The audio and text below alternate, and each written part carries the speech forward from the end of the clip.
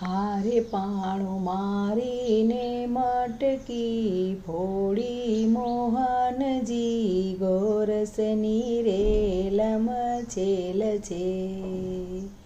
હારે પાણું મારીને મટકી ફોડી મોહનજી ગોરસની રેલમ છેલ છે.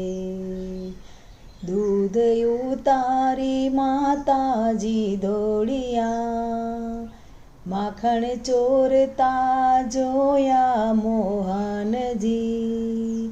હારે બધી ગોપીઓની વાત છે સાચી મોહનજી ગોરસની રેલમ છેલ છે.